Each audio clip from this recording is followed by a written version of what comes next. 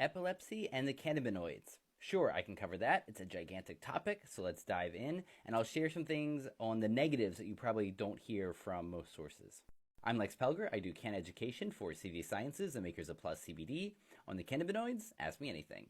You could start the story here with Charlotte Fiji, a little girl that lived in Colorado who had severe childhood epilepsy, and the only thing that helped her was CBD-rich full-spectrum extracts. Her story became famous, and she became the face of childhood epilepsy and the cannabinoids, specifically CBD, helping.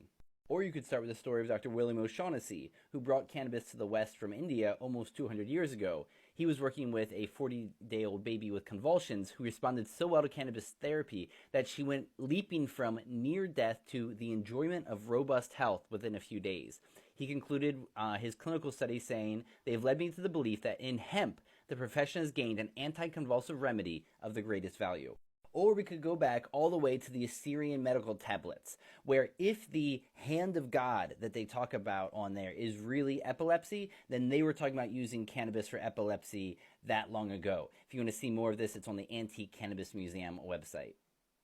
So the stories and the data about cannabinoids for epilepsy go very far back in human history, and now they are a gigantic part of the scientific literature. Because there is an approved drug for severe childhood epilepsy, it's called Epidiolex, which is simply isolated CBD, usually given at hundreds to thousands of milligrams of CBD per day.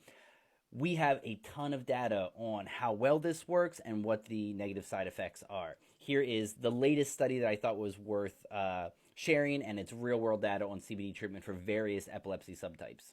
Besides that isolated CBD drug you get from the doctor, a lot of parents simply get full-spectrum hemp extracts and use them. In the literature, they're referred to as artisanal oils, and this is the latest safety and efficacy study on that. So how do the cannabinoids work on epilepsy?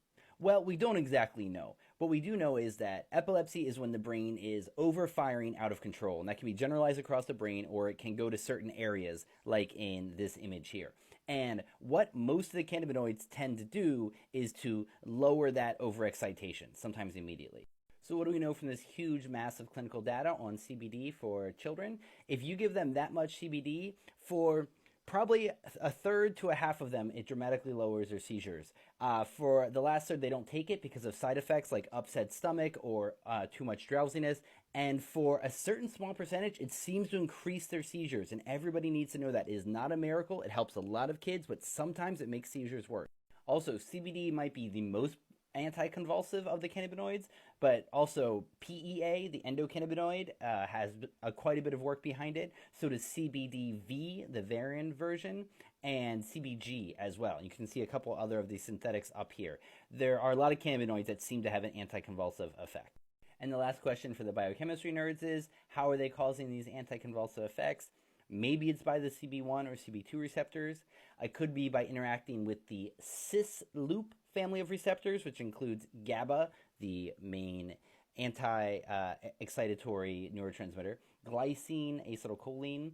Also could be via channels for sodium, potassium, and calcium, which help to regulate the brain's excitability, and perhaps serotonin, at least for temporal lobe epilepsy. But we don't exactly know how all of this is working, but the proof is in the pudding. There's a huge body of clinical evidence there. If you want to read more about it, feel free to email me for my complete file, or you can look up any of this stuff on PubMed.